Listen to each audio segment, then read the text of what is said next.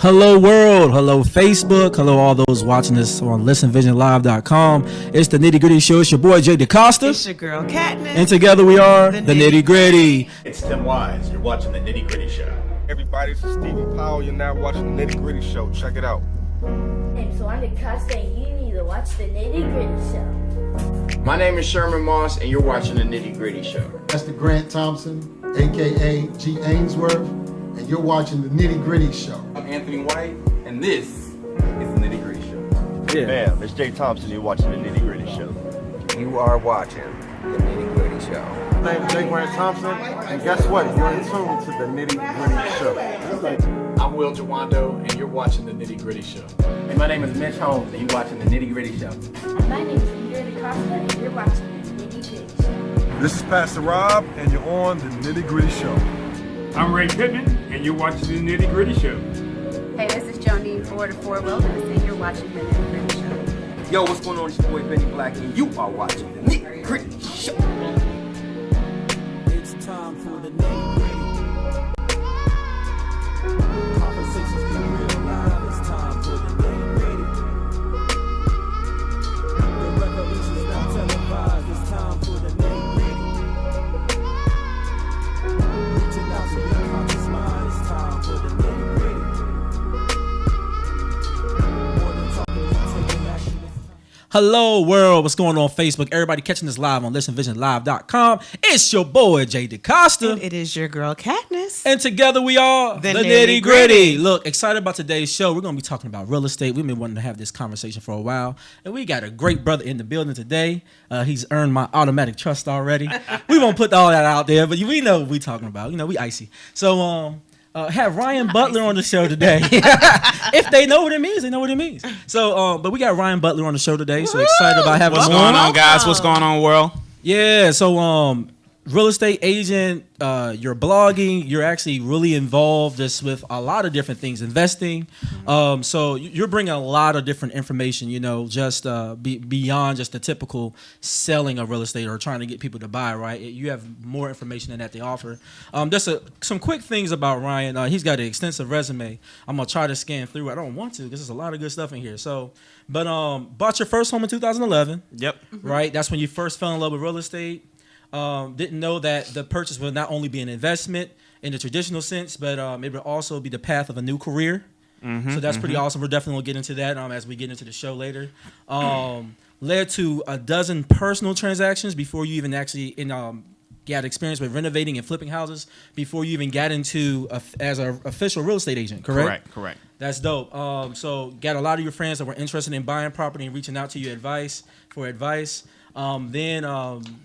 Just a little bit about your background. You're originally from Mississippi. I am from the SIP, Dirty South. Dirty. Like, I spent some time at Camp Shelby when I was in the military. Okay. Yes, I mean, it is dirty. And I'm talking about, man, I'm like, the humidity is something different. It's like, crazy, man. Yeah, and, being from the Delta piece of that, too, man. So we're like Northwest, right by Arkansas. Got like it. Up there. So it's a lot different than the rest of the state, let me tell you. Okay. All right, yeah. But I mean, I'm just like, yeah, Mississippi was something, that was a special experience. Then you're a military brat like me. I'm a military brat. Oh, I didn't even know So that. you was in Germany. We was in Ramstein when we was in Germany. Okay, yeah, we used to go to church up there, so yeah. Oh, that's what's up. Were you at Longstool?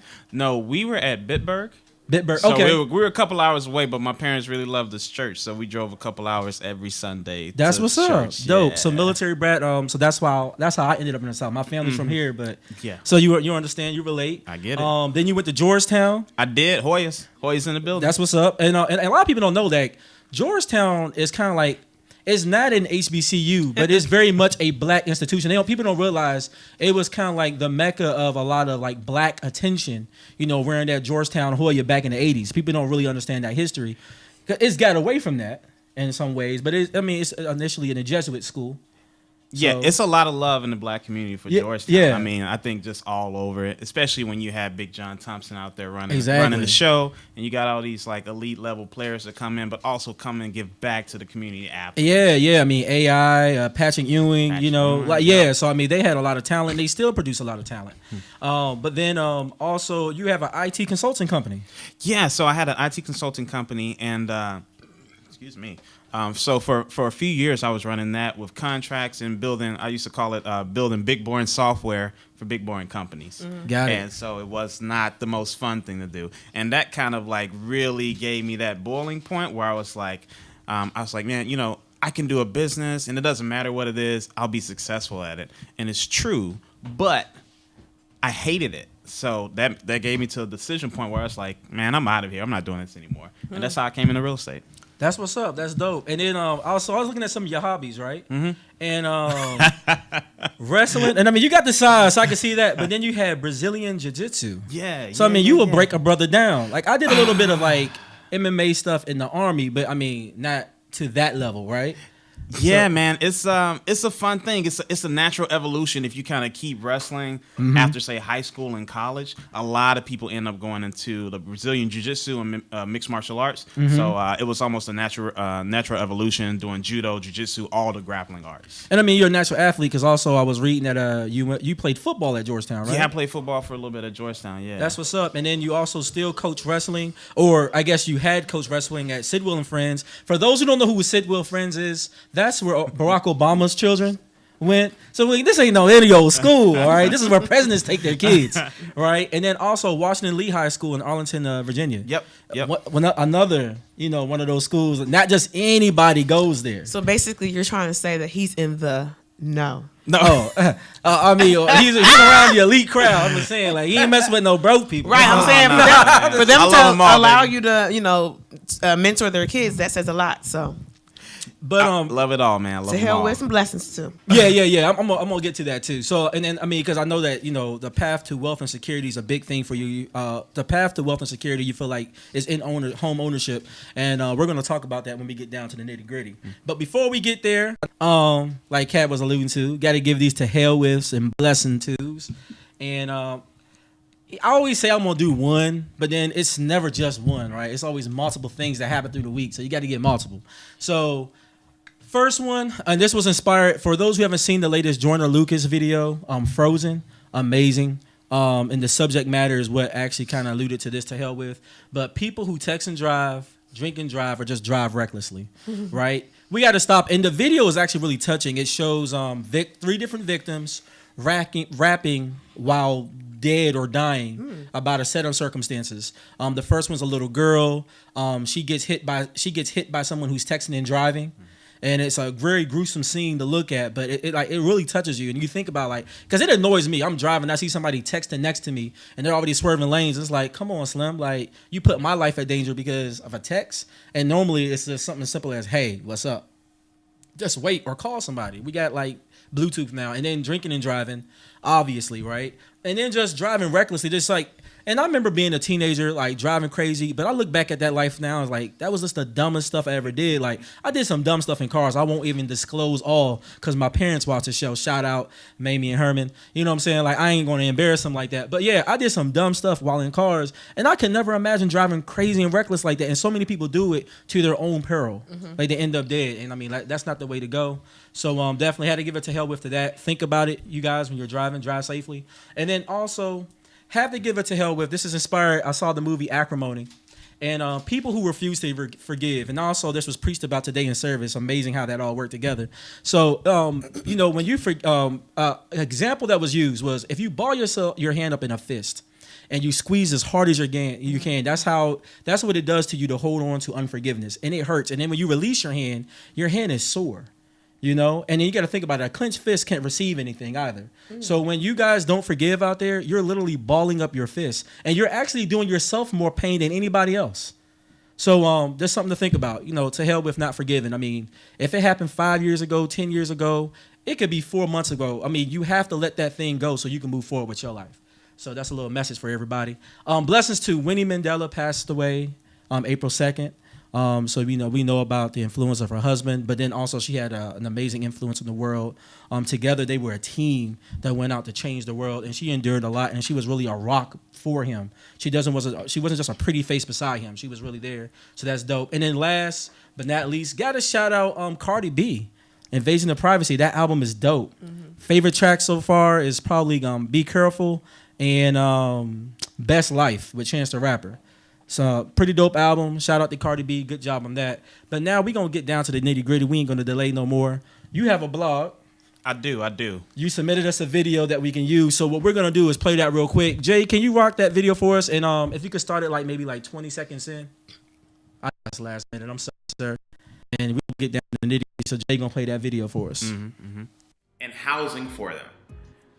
So when you're going through that season of your life, both mentally and physically, your body's aging, with the rest of your surroundings, your kids have moved out, you're probably starting to have grandchildren. There's adjustments that you're going to have to make with your housing situation. What I found is that there are 3 types of homes that can make a lot of sense for seniors. The first type is actually moving into a condominium with elevators. This alleviates having to go up and down stairs, and it also brings you the convenience of all of the amenities that can come with a condominium association. That includes gyms, pools, saunas, spas. Of course, that depends on the association itself, but that's how you can actually search for a property that will allow you to downsize from your home or move into a home that makes it a little bit easier for you to live in. The second type of home is a rambler. So if you were in a home with 2 or 3 levels and you're saying, hey, that's too many stairs, I don't want to deal with that anymore. This house is too big. One of the ways that you can actually make that pivot to still be in a home and at the same time be able to be in a home that makes sense for your aging body is to buy a rambler. A rambler is a 1-level home. So you can find a home that has 2, 3, 4 bedrooms, but they're all on the same level. You're able to walk into the home and you don't have to go up and down stairs, and everything is easily accessible to you. The third type of location. So that was cool. That was one of your various blogs. They're all people. You should definitely check it out. They're 2 to 4 minutes long. Yep. And you're just giving little tidbits on those various sections, and that one was just focused on the elderly, where they should live, how they should place themselves, and that's kind of important because I know our parents are close to that age where you start getting concerned about is it too much for y'all to go up and down the steps, whatever, and they're really healthy. Don't get me wrong. Hold on, because if Mike and Jennifer see this, then they rebuke that comment. No, I mean they still out here popping, okay? No, they are, but as kids, you start, you start thinking more about your parents' health, and I mean, I think they got a good 20, 30 years before you would have to really worry about it. But it's something that you start thinking about now, No, but what you're saying is true, and actually that brings me to the topic because my grandmother has a house. It's paid for, but now she moved into my aunt's home, which is also paid for because it's on one level. One level. Yep. And so they're going to sell the home that she owns. But I want to ask you, do you think that's beneficial, or do you think when a family has a home that's owned, that's paid for, they should pass it down to someone else, maybe in a lower generation, so that way it can be passed down and acquire wealth and things of that nature? So when you want to talk about a loaded question, that's one of those. Okay. And part of it's because I actually have a little bit contrarian view to most. And hear me out here. So most people say pass it down to your family, and the next generation can live. You can continue to grow the familial wealth. And I do believe in familial wealth. What I would say though is that you can't use the equity that you've built in at home unless you sell it. Interesting. Okay. So that means all that money that's tied into that home, when you're at the latter years of your life and maybe you don't have that much money coming in outside of, say, Social Security, where else are you going to get the money for health and all the things that you need to live your life? You might need a nurse. So there are some things that you might need that might put you in a situation that makes it more sense to sell your home. There's also the situation whereas by passing on your home, you have to start dealing with estate taxes, and there's a lot of other things that's where lawyers have to get involved. Whereas it might be simpler to just sell the home, keep some of the funds, and then give the rest passed down to your kids. So that's just a little bit different thought on familial wealth and how to pass down things. I'm not saying don't pass down real estate to your kids. All right, so don't start calling in and say this guy says no. No, you can do that, but there are situations that make sense where it might make more sense to sell that home. Okay. Okay, I could dig that. I mean, at the same time, you're still passing down the wealth. Oh yeah, you still Yeah. pass down the wealth. Slide some change to the next generation, right? To kind of keep them Yeah. going, whether that's put in their college funds or whatever you want to do with it. But I get it. It's a different way of going after paying off the wealth. It's a different avenue if that's what you do with the money. Death So taxes are real. Yeah. Death taxes are real. Yeah, so I didn't consider that before. I guess one of the questions I had for you, why do you feel like it's important to own a home? I kind of alluded this to beforehand that one of the things you feel like that is key to building wealth in this nation, you feel like is owning a home, right? So Absolutely. I just kind of dig into that a little bit. Yeah, I believe that home ownership is the best way, at least for just normal people in America, to kind of build that wealth, right? Like it's a foundational piece. And it's one of those things where we can look at home ownership in a couple ways. One of the ways I like to look at it is that it's a forced savings account. So a lot of people have trouble saving funds, right? Think over a 10-year, 30-year, 40-year period, and you look at the bank account, and it's not that big, right? But you have this home that you bought a long time ago that's paid off and has also increased in value.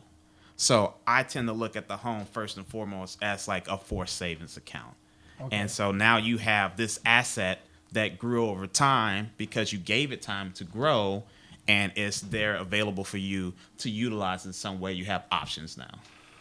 Okay, I like that. Me too. Now, what about people, that would say, okay, well, like we look at interest rates and how much interest you pay over time because there's different kind of loans. Are there certain loans that set you up in a better situation to make sure that you actually do gain that that wealth over time? Because you have you have an ARM, you have the fixed rate mortgages at 30, 20, 15 year FHA. Maybe you can break down a little bit. Yeah.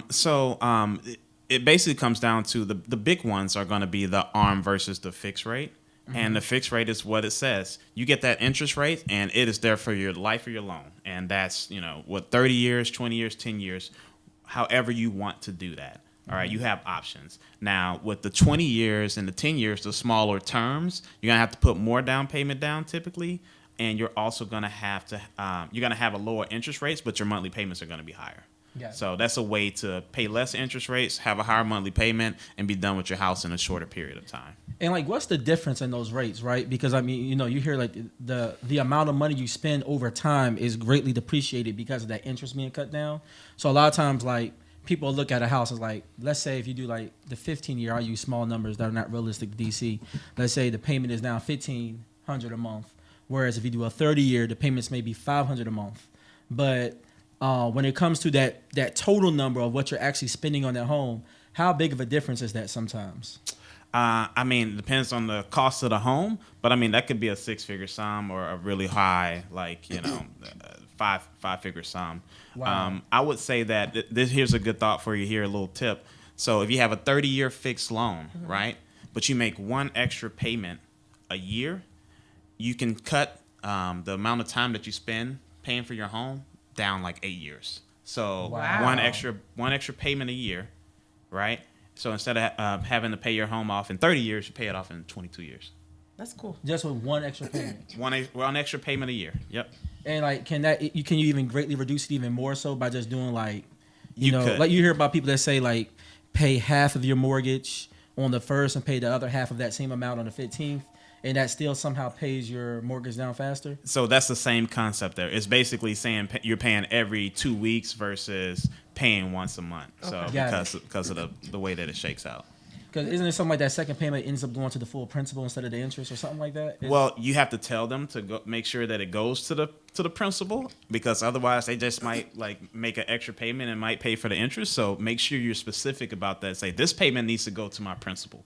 Got it. And is that the hard thing to do? Is that just as simple as calling up the bank and saying, hey, I'm making I paid half of it on the first, the second half, please apply to the principal?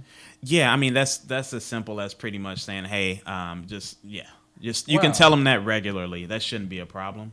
Most of the times the bank wants the full payments the first and no later than the 15th. After that, then they start charging you some type of late fee. Got it. So I have a question for the listeners who are listening in. When is the best time to buy a home? And what I mean by that is a twofold question. Is spring better to buy as opposed to winter or vice versa? And would you advise someone to buy a home when they are semi-debt free? Like if I have a big student loan that I'm still paying for, would you advise me to consider buying a home?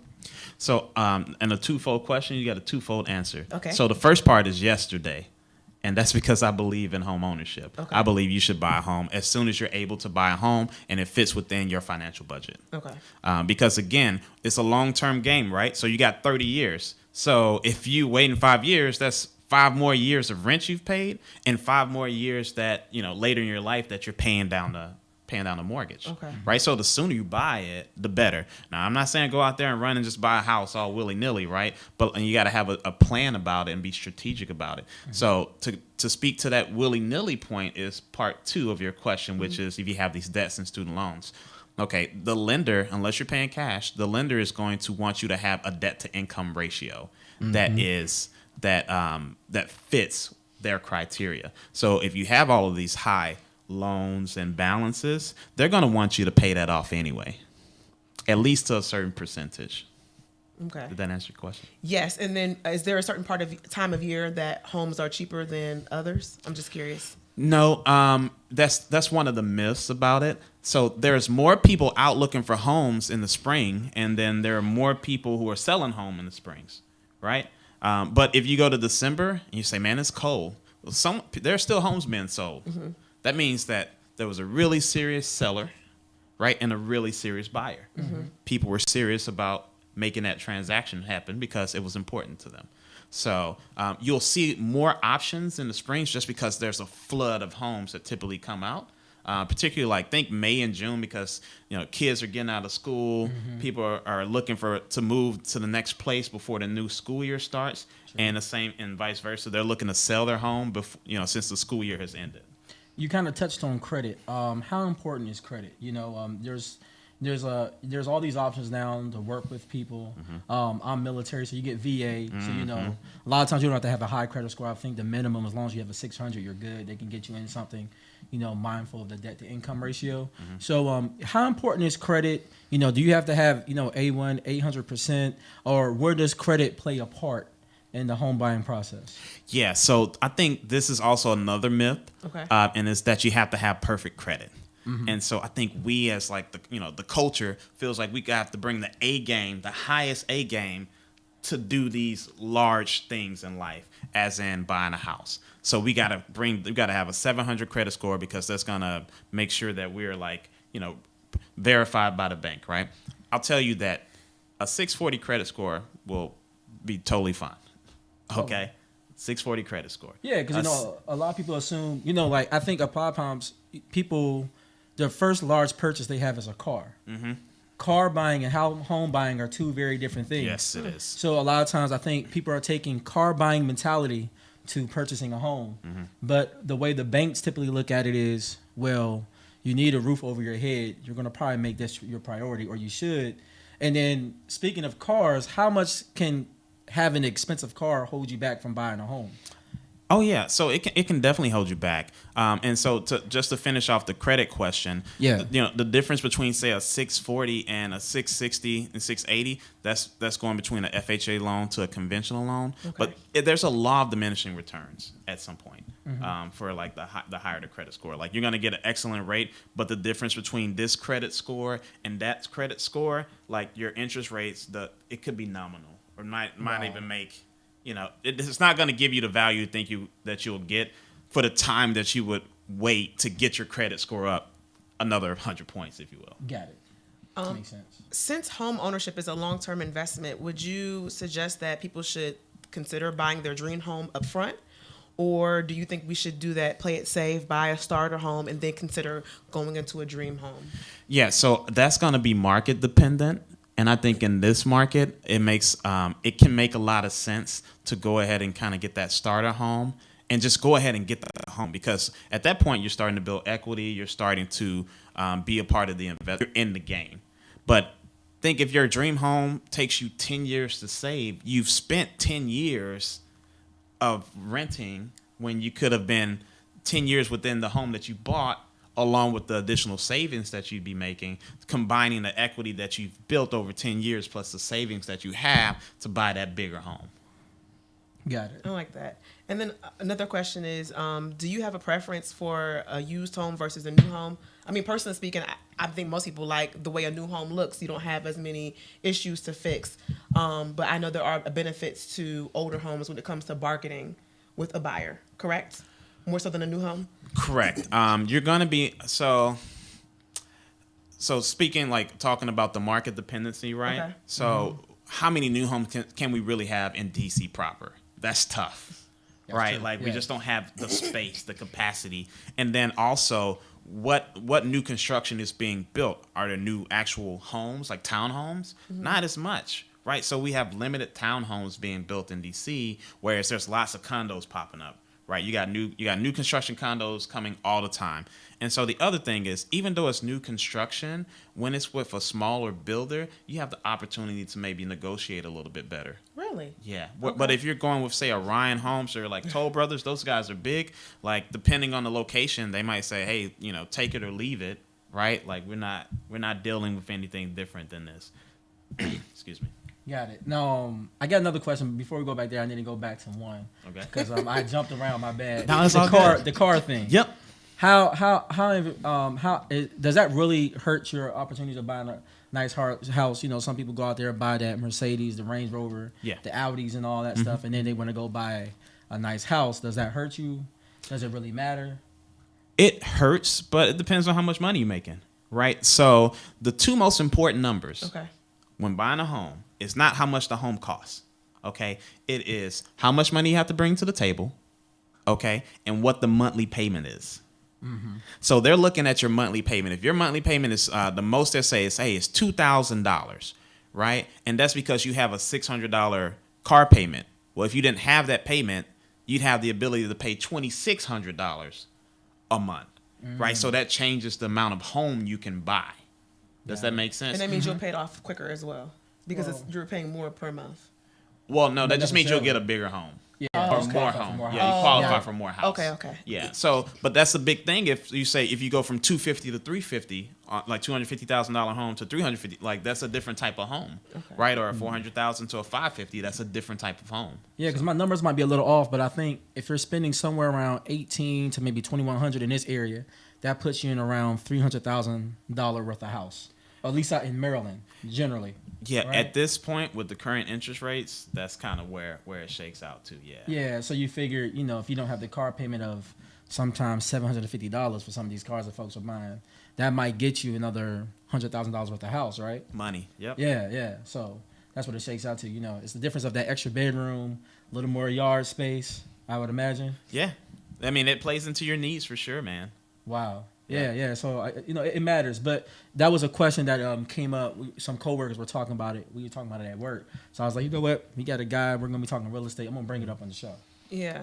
And I'm also wondering, I'm sure if you were to look for a home as a married couple, you probably would have more advantages than someone looking for a home as a single person. There's only one income coming in. If you got more money coming in, that helps. So like the ability, and that's a common thing you see in DC where some people feel like they are pushed out of the market is because you're a single person and it's just your income, right? And so that leaves you with, a certain type of home to buy. And you're like, man, if I had that partner, we would be all right. We'd have our row home in Petworth, like up the street from Howard or something like that. Yeah. And that's a good area to move into right now too. But how about too much house, right? So you have a lot of people, especially in this area, right? Because I think the median household income in DC is like 110. In Maryland is like right around 100 or something like that. I mean, all over the DMV, it's going to be 100 or 100 plus, right? So then what becomes too much house? Because sometimes people buy a house not because of what they really need, but it's like what they need to show off to their friends. Right. People to start playing the Facebook, Instagram game, who got the bigger house to show off in the pictures. Yep.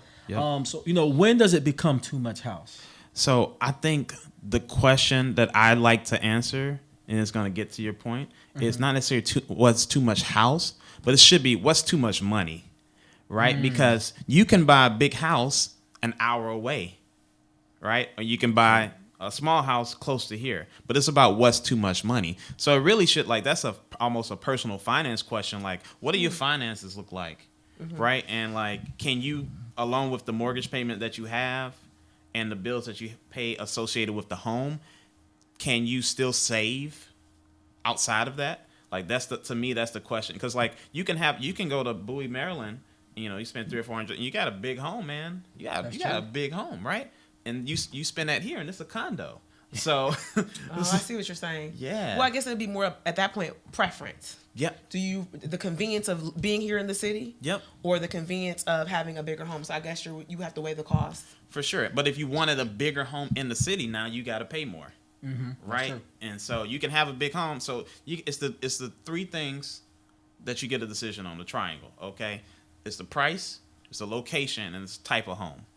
The price is kind of determined a little bit, right? Like, the bank is going to say, this is what we got for you. Okay. And so next you have to determine what's most important to you. Is it the location of where you're living, or is it the type of home where you're living? Meaning, I want a big home. Well, if you want a big home, I can show you where those homes are going to fit based off your price. It's over here, it's over here, it's over there. Right? You say, I want to live in this area.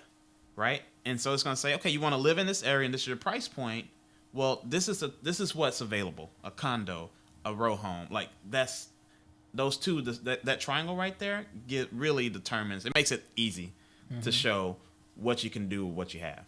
So, when you start looking at this home buying and everything, how important is zip code? Because like, especially in this area, right? You'll have some people that like, I don't want to live in Prince George County. It's too black. Let's just be real. That's what they're saying, right? Or I don't want to live in how. That's what it comes down to.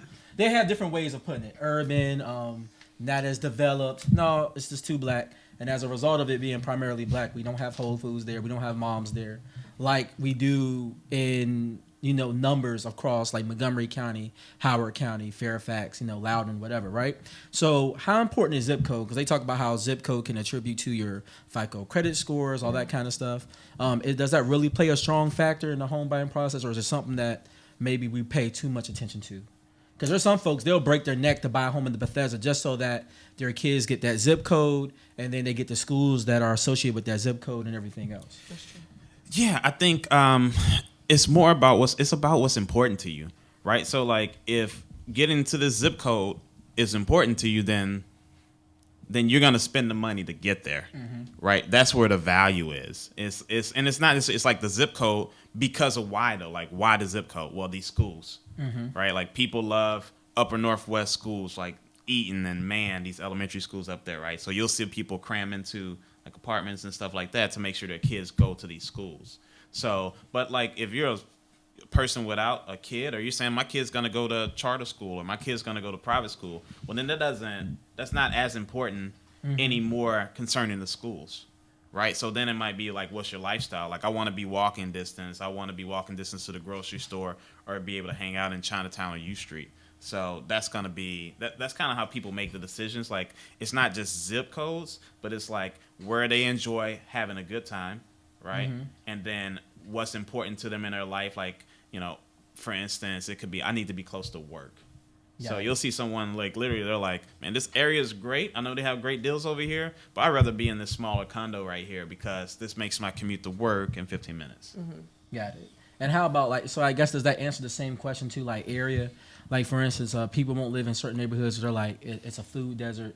They don't have access to Whole Foods, not just the actual the grocery store, but just healthier options for food, restaurants. You live in certain neighborhoods, and if you want a salad after 9 o'clock, that's like non-existent. Right. Whereas but you have greasy chicken and liquor right next door. So how important is that? And then when you start thinking about from an investing standpoint, no, that's a serious question because sometimes you want to be in an area where your kids are going to be more diverse, or you want them raised around other black people. And we know that Bowie is a great place to live. We know that Upper Marlboro is a great place to live, but then sometimes they don't have access to some of the things that when you have that kind of exposure to say, like, I want a better grocery store, sometimes you don't have that close enough to you. So then it becomes like an investment issue. Like, okay, I'm going to buy this house, but what is that going to look like 20, 30 years from now if they're not building the infrastructure of where I'm currently buying? I mean, I guess, how would you recommend people work around that? I guess being in the investing side, is there a way to kind of maybe get a grasp towards like, where to invest your money? Yeah, the thing, there's no crystal ball. Okay. Sure. And so that's important to keep that in mind, that you can't, like, you want to make a decision that's smart. And excuse me. I look at it this way. The first thing is I want to make sure you don't lose money. Okay. So if you're buying in a place, like, let's try not to lose money. All right. And if you hit a single, baseball terms, that's great. If you hit a home run, awesome. But like, if you hit a single, that's fine too, though. So, you can't just look around and say, you got to play with the skill set you have. In this case, the money, right? So if this money gets you to these areas, that's what it gets you. Like, you might be in the food desert because that's all you can afford. And like, even just, it's the same with like renting, right? Like, people rent certain places because that's what they can afford. Same with the house. People buy certain places because they couldn't afford to go another place. So sometimes you're just dealing with the cards you're dealt. Got it. And then there's that kind of like, is there still like redlining maybe there to a certain extent when it comes to loans and what you're approved for? Yeah, I don't really see that. I mean, they're like, the federal government has a big, they kind of lock that down a lot. Okay. However, you will see residual effects of it, right? Like, that's the kind of things you hear about in, say, Prince George's County, whereas there's still a lot of areas out there. There's a lot of good areas in PG County, but there are people that are still suffering from the crash 10 years ago. Sure. Right? And when you're living in D.C., you're like, everything is great. Like, homes are going up, this, that. But then you go to PG County, and some people are like, selling their homes at short sales, and they're losing money on their homes every year for the last 10 years, and people don't even think about that. And I've already kind of picked your brain about investing. So how about, you start looking at areas like Baltimore? Because the cool thing about you is you're licensed in Maryland, Virginia, and D.C., right? Correct. Yep. Or really, it's D.C., Maryland, and Virginia. Let's keep it in order, right? Yeah, I wanted to ask him a question, too, but go ahead about the DMV. Yeah. So I'll jump in there real quick. So like, when you start talking about investing out in Baltimore, a lot of people are jumping out there. They say they got houses for $1. It's kind of like DC, maybe like 20 years ago, as far as some of the investment opportunities. I've seen some houses I was looking at, maybe getting into, that were like in the $20,000 range, because they didn't need really any work. They were already ready. They already had renters available. Yep. Things like that. How smart are those decisions? When you look at the landscape of Baltimore, because there's areas other in the DMV that kind of represent that as well. Yeah, I think that two things. So you're playing with what you have, right? Like, if you got 20 grand, you're like, well, I can't buy a house in DC with 20 grand cash, like a house cash, but I can buy one in Baltimore. So then that's kind of how you think about it, right? Well, let me play in the game that I can play. Okay. But when you start looking at like things for purely investment reasons, like, because when you're buying a home, you're also buying something that you want to enjoy while you're there. Okay, like when you're buying a home to live in, like a first home or second home, you want to enjoy it while you're there. But if you're buying things from a pure investment perspective, you start looking at things a little different. So the numbers mean more than the feelings. Got it. If that makes sense. So is your 20 grand investment good? Well, how much money are you making every month? That's the question I'm going to ask, right? Like, what's the rent? And what's the risk? Like, is that tenant so did you do a good job putting a tenant in place to make sure that, you're getting your money every month? Or are you going to miss some months because now you got to kick a tenant out and you're not going to get paid those months? And you have to pay to get that tenant kicked out as well. So those are the types of things you have to think about when you're buying investment properties, even if it's in Baltimore. Got it. And I know her cat had a question. She's been waiting patiently, like, all right, brother, I'll come back to the DMV question. But as far as the risks are concerned, why do you think more people opt to rent as opposed to home ownership? Because it seems like the mortgages are relatively the same in the amount that you would pay in rent. So what are reasons why you think people are like scared to even invest in buying in the home? It's a big purchase, first off, right? I mean, so what are the holdups to buying a home? It's going to be credit. Okay. It's going to be an amount of money that you have to put towards down payment and closing costs, and then it's going to be your monthly payment, right? So any of those combinations could make people really scared. Like, if the biggest thing you bought up to this point, if the biggest thing you bought up to this point was a car for $2,000, buying a $300,000 home is like a big jump. You know what I mean? Yeah. So it makes people really uncomfortable. But what I've always seen is that people are uncomfortable because they don't know what's next. Right. So once you educate, and so that's where my job comes in. I'm a consultant. I'm an educator. I'm here to educate you on the process of buying a home, as well as making sure you understand what's important to you. And so once people understand that, it's easier for them to make the decision whether they want to buy a home or not. Okay. So I have a question because these are for people who don't know anything about buying a home or they're interested in buying a home. Yep. When you talk about the process of it, should people look at homes based upon price, or should they go into it with saying, I want to go and visit different homes in different areas and determine I want to live in a certain county? Like, what are some preliminary questions you would ask yourself or consider before you would just go out there and say, I'm going to buy a home? Right. So it's going to be what's important with that person. And a lot of times, sometimes price is a factor, right? Like, we can't deny that. Yeah. Like, the bankers say, hey, you got $350. That's it, partner. Like, so you got to find homes that fit that $350. Now, you're going to have to take into account, like, how many bedrooms do you want after that? Like, do you have a family of 3? Because then a 1-bedroom condo in DC is not going to work. So then, yeah, you're going to have to go out a little bit further or check in some zip codes that maybe you weren't thinking about before, because you have needs. So we have to make sure that the home fits your needs. And yeah. That's cool. Now, go ahead.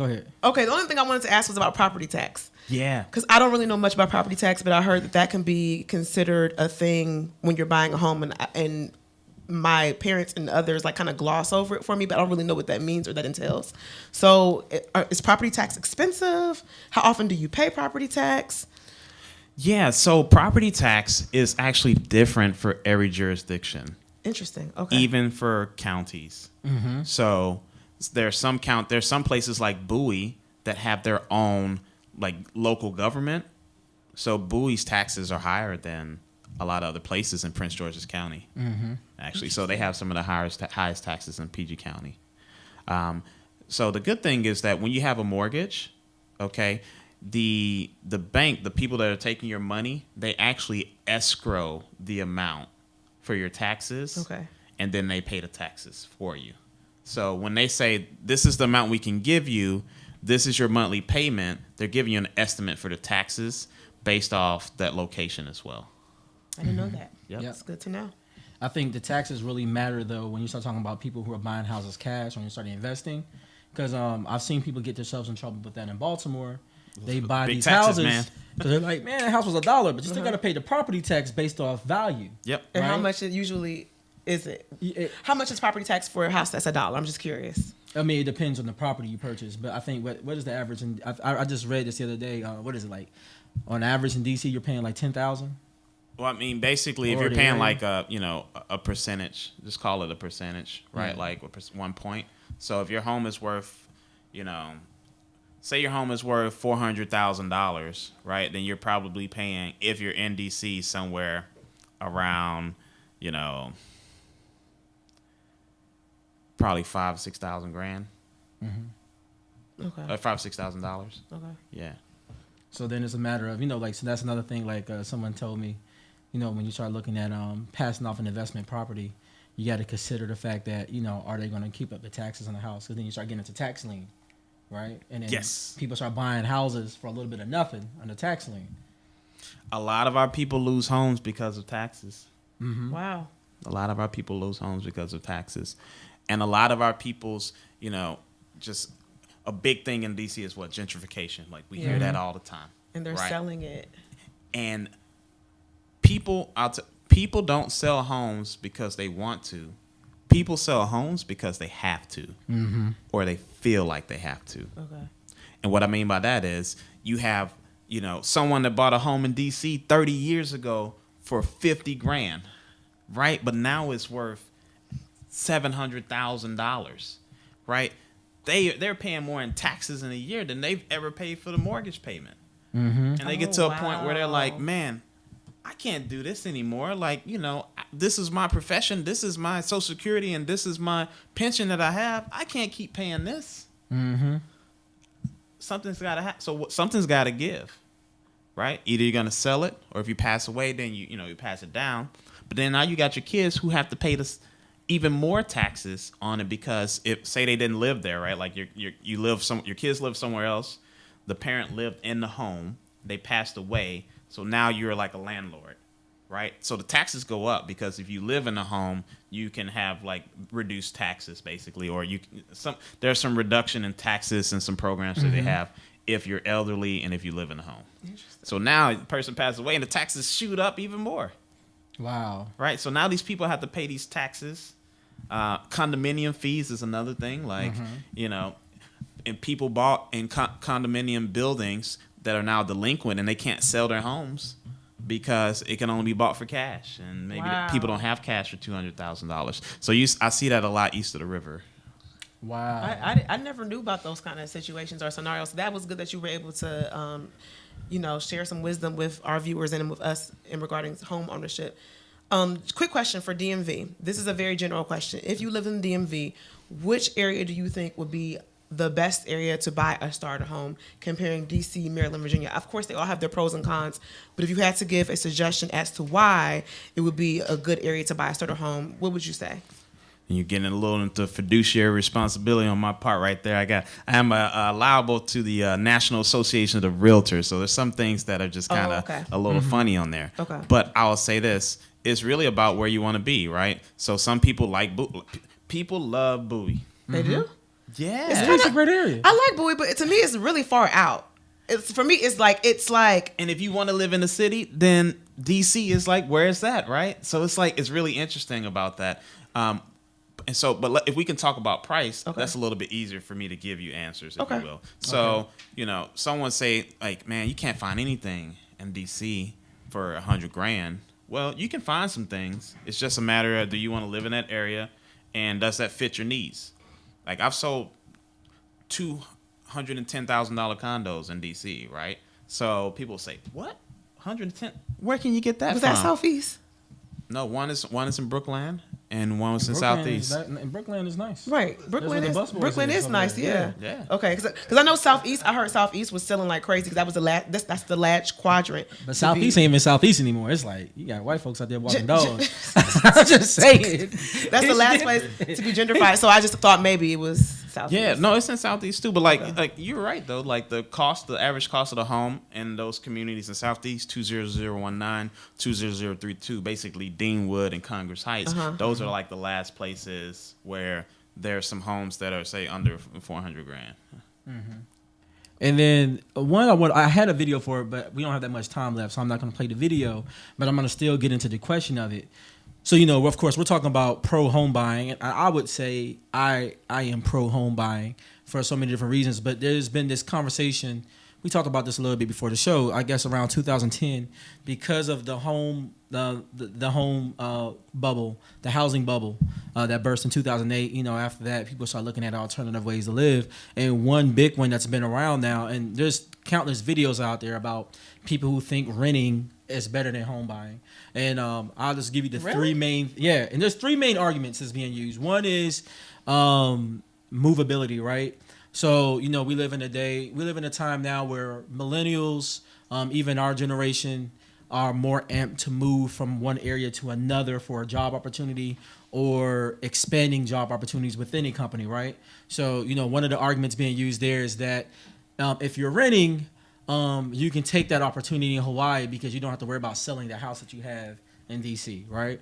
That's one thing that they're using. The second thing that they're bringing up in renting is that the home buying, the cost. So one guy tried to simply explain it like this, and I have problems with it, but his reasoning was when you rent a home, your landlord fixes your stuff for you. When you're buying a home, you're paying a bank, and you have to fix that stuff yourself, right? I mean, he tried to break it down to simple terms like that, but sometimes it's not just that simple. And we kind of went over some of those benefits there.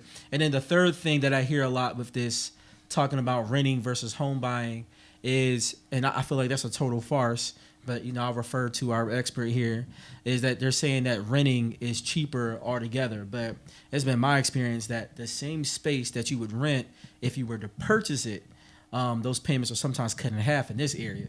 But maybe he's speaking to a different area of the world, but I've traveled quite a bit around the United States, and I've never seen it where your rent for the same place, if you were buying it, is going to be less than, because of all the perks of somebody's fixing up a place for you and all that. And then I feel like you can't control rent prices because every year rent is going up. But if you have a 30-year fixed, well, you have that rate for the next 30 years. But I don't know. Like, I'm not going to answer the question. That's why I'm asking you. So. Yeah, so I think, so let's say, when does it not make sense to buy a home? Well, if you're only going to be here for 18 months, you probably shouldn't buy a home. Mm-hmm. Okay. But however, what you'll see is some people, that 18 months turns into like 5 years, and you're like, man, I've been here 5 years. I probably should have bought a home. Yeah, my best friend is like that. They didn't plan to stay in this area, but they've been here for the last 10 years. Yep. No, more than that. Yep. Yeah. I just passed 5 years last month. Time to buy a home. In the area. The other thing is, like you said, rent goes up. You can't control the rent going up. Mm-hmm. So by having fixed costs, you know what you're getting into. Like, anytime you can have a fixed cost, I'm about the fixed cost life. Mm-hmm. Like, I want to know what happens every time. Yeah. So you know, and that's been a big one. And there's like, you know, and it's funny because these people that's putting out this information about, oh, you should rent over buy. It's funny because all of them own homes. Right. But then they give a reason as to why. Well, maybe I own a home because of this reason, but I'm telling people. Maybe they own the actual apartment complex, so they're trying to, you know, persuade people to. No, they have like the one guy just had a regular house in Scottsdale, Arizona. Oh, I don't know. He was running his mouth, but he's like, but you know, I'm willing to pay the cost to be stuck in this house. Like, woe is me that I have this house. Sorry, quick question for the viewers. Of course, this is going to be contingent upon how much money you make, but what would be a good cash amount to put down on a home? So it's funny. That's the first thing I was thinking of when you came over here. It's really going to depend on the cost of the home. So the down payment. So our old parents and grandparents, they used to have to put 20% down, 30% down. Really? We don't have to do that anymore. Okay. So you can put as low as 3% down on a home, right? Like, that's for the down payment. And then they even have programs in DC and Maryland and Virginia that will actually give you grants and forgivable loans for the down payments amount. Yeah, they have grants like this? Yeah, even I think it was how do I apply for these grants? A lot of the credit unions will give you 100% financing 100% right now. financing. I know I got a coworker, I won't put her out there, her name, but with her house, she was able to get 100% financing. Just looking at some various programs. And then, of course, military get 100% financing because they get VA loan. Yep. Yeah. And they get really good rates a lot of times with VA. So. Yep. And a lot of people would say, well, the VA doesn't give you a lot of house. Well, I know for a fact because when I was looking a couple of years they got the best rates, man. You can get up to, I think, $625,000 in most of the counties with a VA loan, right? You can get more than that. You can get $625,000 in this area with a VA loan without putting any money down. Mm-hmm. But if you're going to get a bigger home, like I've had clients that buy much bigger homes than that, and they've just had to put some money down, but based off the amount after that. Exactly. Yeah. Okay. Yeah. Yep. So. A lot of opportunities out there to buy houses. Oh, wait. I do have one question. Sorry. It just came to me. When you have a home, I don't know, my parents used to always say that they had certain things. I'm from Ohio. Yep. Whereas they had to have their lawn mowed. They had to have certain, electricity, things of that nature. Are those things factors that people should consider when they look at a home? I mean, absolutely. Just to know? Absolutely. What the fines are? Yep. You should keep in mind. You're going to have to pay your own utilities, right? And that's not always the case because some condominiums, your condo fee includes your utilities. Okay. Mm-hmm. Like your water, your electric, and all that stuff. So it's really you're gonna have to look at if you have condo fees, what that includes. If you're buying a single family home, like who cuts the grass, like you have to add that. You might have to buy you a lawnmower, right? Like you're out there, you got a lawnmower now, and now you need to cut the grass. Mm-hmm. But there are little things you should have a budget for your home, like a amount of money that you keep around to if something goes wrong. Just like anything else, an emergency fund. I think it was Susie Orman, and I wonder if this is still a good number. I think she said whenever you buy a house, whatever your mortgage is, add another 40%, and that's what you need to be keep yourself from being house poor to enjoy your that's kind of a decent budgeting number. Yeah, I mean those are all rules of thumbs, and Susie Orman, she's great. You know what I mean? I would say I take it case by case basis. Mm-hmm. Talk to your realtor, talk to your lender. See what monthly payment makes sense for you, and then they're going to spit out a number and say, this is what you can afford. Does that work for you? You know what I mean? I would like to buy a home, but for a lot of people who are in my age group, I think I can't conceptualize how I'd be able to save for a rainy day, paying student loans, paying car, paying mortgage. I'm just being completely honest. Yeah. So I mean, I would have to sit with a financial expert, but the student loan is a huge burden for me thing. and a lot of other people. For sure. And so that's the thing. It's kind of like, I always like, you got to figure out your financial health, right? And so you can be like, man, I'm out of shape. But it's like, did you actually weigh yourself, right? So you need to go to an expert, weigh yourself, and put a plan in place to see what you need to do to get there. But the longer you hold off on putting a plan in place and seating the experts and figuring out what that is, and the experts are going to be your financial advisor, your realtor, and your lender. Like, have those conversations, because that's your power team, right? Like, so talk to your power team so you can figure out what plan. Like, I've worked with people for like 2 years, and then they bought a home. Right? And that's because we put a plan in place and we knew it was going to take a while, but that's fine. But if you don't have a plan in place 2 years later, you're still going to not have a plan in place. Facts. But I mean, I wish we could keep going on. Like, we're at time, though. Yeah. Jay's about to start, like, freaking out over there in a little bit. Okay. Nah, just messing with you, Jay. I'm always putting Jay on blast, right? I was like, he's over here One day we just have to bring Jay up on the camera so people to know who Jay is. And I'm always talking to the man off the set, right? Back. Jay's the man. Look, Ryan, I enjoyed having you on the show today. Awesome. This was great. Thank you for inviting me to Nitty Gritty Show. I'm really happy I was able to come on. Yeah, and can you tell people where they can find you? Because you, like, once again, you do have the blog. Yep. You are a real estate agent, so I mean, if someone's looking to buy in the DMV area or they're looking to move, I know people trying to move to the area all the time. Yep. They need to know where they can find you. Yeah, you can find me at DCHomesLifestyle.com. So we just rebranded to DC Homes and Lifestyle. So that's the new website. My blog is on there. Anyone that's listening to the show right now, if you want to call me, I actually have a special number for you. It's 202-843-8000. And the extension is going to be 2000. If you're looking to have questions about buying or selling a home.